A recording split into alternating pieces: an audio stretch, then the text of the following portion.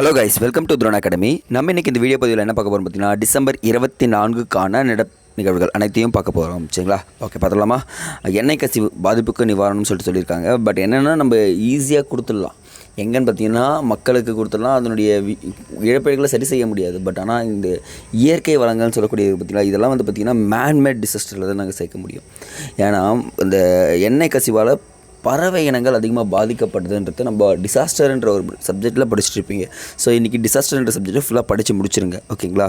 உங்களுக்கு ஹெல்ப்ஃபுல்லாக இருக்கும். நெக்ஸ்ட்டு பாருங்கள், நம்ம கண்ணுக்கு தெரியாமல் ஒரு விஷயம் நடந்துட்டுருக்குன்னா, அந்த கரோனா புதிய பாதிப்பு 2 மடங்கு அதிகரிக்க ஆரம்பிச்சிச்சு. ஓகே, பி ஹேவர் எல்லாருமே வந்து பார்த்திங்கன்னா முகக்கவசம் அணியிறத இப்போவே ஆரம்பிச்சிருங்க. ஏன்னா வர ஆரம்பிச்சிருச்சுன்றது நான் ஒரு 3 நாளாகவே சொல்லிகிட்ருக்கேன். நெக்ஸ்ட்டு இதெல்லாம் விட்டுடலாம். ஓகே, இது ரொம்ப முக்கியங்க. தில்லியில் தமிழ் கல்விக் கழக 100 நிறைவு விழான்னு சொல்கிறாங்க. அப்போ டெல்லியிலையும் பார்த்திங்கன்னா தமிழ் கல்விக் கழகம்னு சொல்லிட்டு இருக்குது. அது எப்போ தோற்றுவிக்கப்பட்டதுன்னு சொல்லிட்டு பார்த்திங்கன்னா 1923ஆம் ஆண்டு தோற்றுவிக்கப்பட்டது. பாருங்கள், அப்படியே இன்டர்லிங்க் பண்ணலாமா? பாருங்கள், சுயராஜ் கட்சி எப்போ தோற்றுவிக்கப்பட்டது? சுயராஜ்ய கட்சி எப்போ தோற்றுவிக்கப்பட்டது? 1923.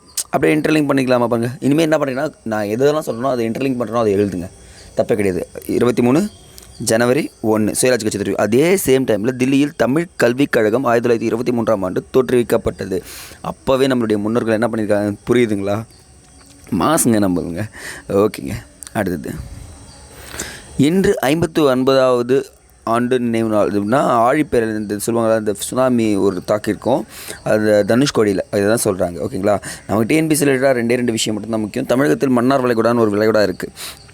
பாக் நீரணைன்னு சொல்லிட்டு சொல்லுவாங்க, பாக் சந்தின்னு சொல்லுவாங்க. பக்கத்தில் நீரணை ஆகிய பகுதிகள் சங்கம் தனுஷ்கோடின்னு சொல்லிட்டு சொல்லுவாங்க. பட் நமக்கு என்ன தெரியணும்னு பார்த்தீங்கன்னா, அந்த பயோஸ்பியர் உயிர்கோள பெட்டகம்னு சொல்லிட்டு ஒன்று பார்ப்போம் பார்த்தீங்களா, அதில் மன்னார் வளைகுடாவும் இருக்குது. அட் த சேம் டைம் ஸ்ரீலங்காவையும் இந்தியா விஎஸ் ஸ்ரீலங்காவையும் பிரிக்கிற நீர் சந்தி எது?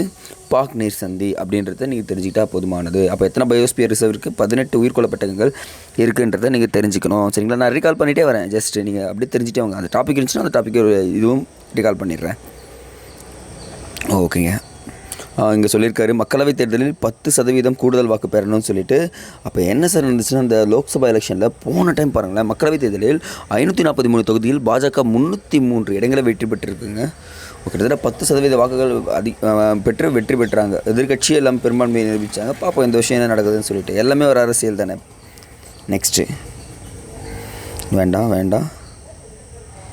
ஓகே, 20 சிறை வேண்டாம். இது முக்கியங்க. இங்கே பாருங்கள், ஆதித்யா L1 விண்கலம் ஜனவரி 6 இலக்கை அடையும் சொல்லிட்டு கொடுத்துருக்காங்க. சார் இது எப்போ சார் ஏவப்பட்டதுன்னு பார்த்தீங்கன்னா, அதை கொடுத்துருக்கேன் பாருங்கள். ஆதித்யா L1 விண்கலம் பூமியிலிருந்து சுமார் 15 லட்சம் கிலோமீட்டர் தொலைவில் உள்ள லக்ராஞ்சியன் L1 பாயிண்ட்டுக்கு அனுப்ப போகிறது. ஓகேங்களா? 6ஆம் தேதி.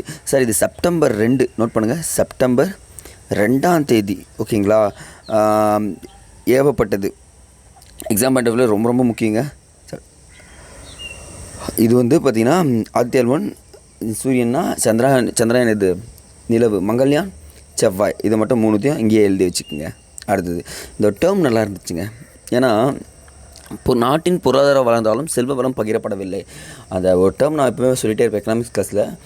ஏழைகள் ஏழையாகவும் பணக்காரனாகவும் உயர்ந்து கொண்டே சென்றால் அது பொருளாதார வளர்ச்சி இல்லை.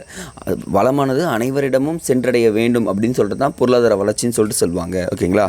அப்போ இதுவும் இங்கே என்ன ஆகுதுன்னு பார்த்தீங்கன்னா மிஸ் ஆகுதுன்னு சொல்லியிருக்க. பரவாயில்ல, நல்ல கிரிட்டிக் தான். இதெல்லாம் குட் கிரிட்டிக்ஸ் எப்பவுமே வாங்கிக்கணுங்க. இது ரொம்ப ரொம்ப இம்பார்ட்டங்க. நிகழாண்டு குறிப்பிடத்தக்க மைல்கல்லை எட்டிய இந்திய பாரம்பரிய மருத்துவம். ஓகேங்களா? இந்திய பாரம்பரிய மருத்துவம் பார்த்திங்கன்னா நிறைய மைல்கல்லை எட்டிருக்குன்னு சொல்லிட்டு சொல்கிறாங்க. அப்போ இந்த டைமில் உங்களுக்கு ரொம்ப ரொம்ப இம்பார்ட்டன்ட் பார்த்திங்கன்னா, இங்கே ஐநா தலைமையகத்தில் ஜூன் 21ஆம் தேதி நடைபெற்ற சர்வதேச யோகா தினம். அப்போ சர்வதேச யோகா தினம் எப்போன்னு சொல்லிட்டு போட்டாங்கன்னா, எப்போ பண்ணோம்? ஜூன் 21ன்னு சொல்லிட்டு தெரிஞ்சுக்கணும். அது யோகா தினத்துடைய தீம் இருக்குல்ல, இந்த மைய கருப்பொருள்னு சொல்லிட்டு யோகாவின் பெருங்கடல் வளையம். ஓகேங்களா? ஓஷன் ரிங் ஆஃப் யோகா அப்படின்னு சொல்லிட்டு சொல்லுவாங்க. தனித்துவமான அம்சம்னு சொல்லிட்டு நடத்தப்பட்டது. நோட் பண்ணுங்கள், இது ரொம்ப ரொம்ப இம்பார்ட்டன்ட். ஓகேங்களா? கிட்டத்தட்ட இதில் 19 இந்திய கடற்படைகளும் சர்வதேச நாடுகளின் கடற்படை வீரர்களும் கலந்து கொண்டதாகவும் குறிப்பிடப்படுது. ஓகேங்களா? நெக்ஸ்ட்டு இங்கே கொடுத்துருக்காங்க பாருங்கள், ஆகஸ்ட் மாதம் பாரம்பரிய மருத்துவம் குறித்து முதல் இங்கே கொஷின் என்னென்னா, பாரம்பரிய மருத்துவம் குறித்து முதல் உலகளாவிய உச்சி மாநாடு எங்கே நடைபெற்றதுன்னு கேட்டாங்கன்னா குஜராத் மாநிலத்தில் நடைபெற்றிருக்கு.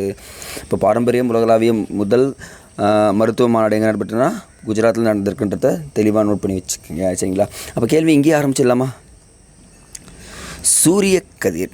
ஓகேங்களா, உங்களுக்கு கேள்வி என்னென்னா ஸ்டார்டிங் பொசிஷனில் கேட்க போகிறேன். சூரிய கதிர் பூமியின் மீது, ஓகேங்களா, பூமியின் மீது பூமத்திய ரேகையில் எத்தனை முறை படுகிறது, கடக ரேகையில் எத்தனை முறை படுகிறது, மகர ரேகையில் எத்தனை முறை விழுகிறது என்பதை தெளிவாக குறிப்பிடவும். நான் கேட்கிற கேள்வி புரிகிறதா? ஒரு 2 மார்க் மாதிரி.